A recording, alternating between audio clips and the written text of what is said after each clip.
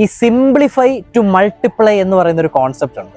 നമ്മൾ system build ചെയ്യുക, ബിസിനസ്സിൽ കൃത്യമായിട്ടുള്ള അടുക്കും ചിട്ട ഉണ്ടാക്കുക, നമ്മൾ ട്രെയിനിങ് കൊടുക്കുക എന്നൊക്കെ പറയുന്നത് ഈ ഒരു സിംപ്ലിഫിക്കേഷന് വേണ്ടിയിട്ടാണ്. നമ്മുടെ പ്രോസസ്സുകളെ എല്ലാം വളരെയധികം സിമ്പിൾ ആക്കാൻ വേണ്ടിയിട്ടാണ്.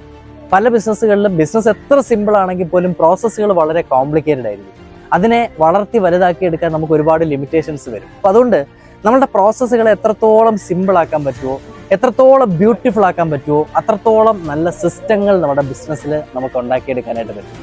അതിൻ്റെ അവയർനെസ് നമ്മുടെ ടീമിന് എത്രത്തോളം സീരിയസ് ആയിട്ട് ഇൻ ഡെപ്തിൽ കൊടുക്കാനായിട്ട് നമുക്ക് പറ്റുന്നുവോ അത്രയും ടീം ഡെഡിക്കേഷൻ ആൻഡ് പ്രൊഡക്ടിവിറ്റി വർദ്ധിക്കാനും നമ്മുടെ ബ്രാൻഡ് ഒരു റെപ്യൂട്ടഡ് ഗ്ലോബൽ ബ്രാൻഡായിട്ട് മാറാനും നമ്മളുടെ കസ്റ്റമർക്ക് അതിൻ്റെ വാല്യൂ ഓട്ടോമാറ്റിക്കായിട്ട് ഡെലിവർ ചെയ്യാനും നമുക്ക് സിമ്പിളായിട്ട് പറ്റും. സോ അതുകൊണ്ട് സിംപ്ലിഫൈ ടു മൾട്ടിപ്ലൈ. നമ്മുടെ ബിസിനസ്സിനെ മൾട്ടിപ്ലൈ ചെയ്യണമെങ്കിൽ, നമ്മുടെ പ്രോഫിറ്റിനെ മൾട്ടിപ്ലൈ ചെയ്യണമെങ്കിൽ നമ്മുടെ ബിസിനസ്സിനെ സിംപ്ലിഫൈ ചെയ്യുക.